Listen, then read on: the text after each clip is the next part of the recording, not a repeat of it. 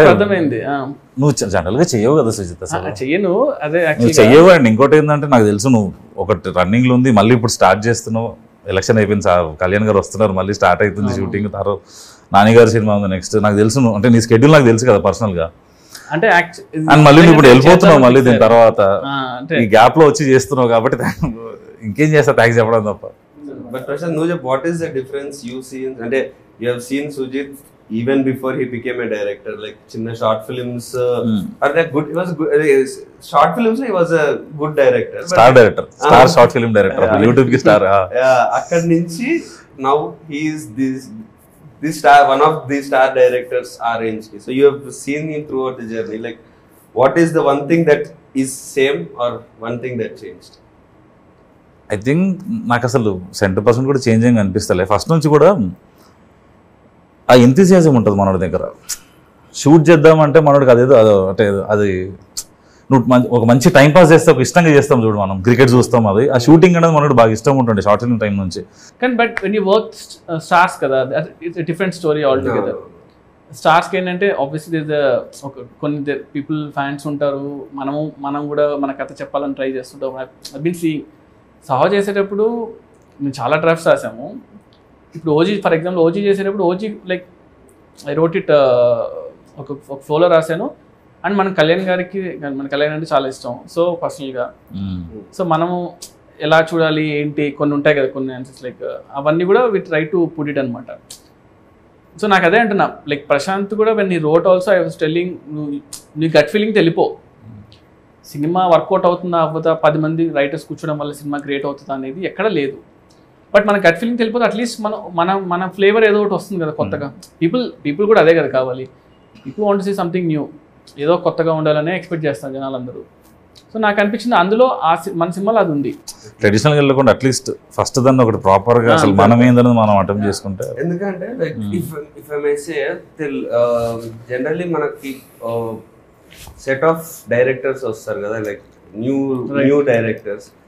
మనకి పూరి గారు, రాజమౌళి గారు, త్రివిక్రమ్ గారు, సుకుమార్ గారు, అదే Boyapati, all those star directors తర్వాత నెక్స్ట్ ఇప్పుడు మన generation young directors who would direct stars or who would make big films.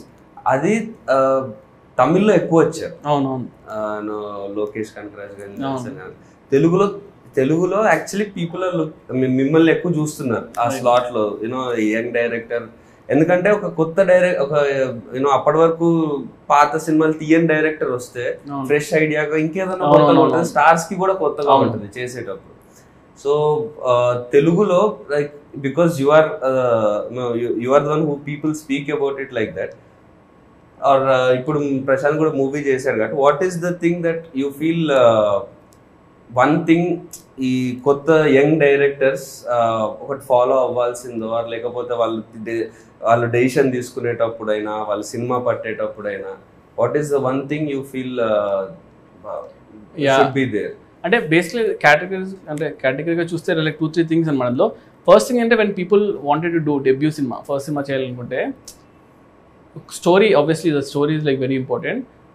మనం ఒక 10-15 మినిట్స్లో, అంటే అప్పట్లో మనీ సార్ ఇంటర్వ్యూలో ఎప్పుడు చూస్తున్నప్పుడు అనేవాళ్ళు, ఒక సినిమా నువ్వు 3 మినిట్స్ చెప్పగలిగితే, 3 మినిట్స్లో జనాల్ని అట్రాక్ట్ చేయగలిగితే, 3 మినిట్స్లో కథను చెప్పగలిగితే అదే నీ cinema. That's what the stories.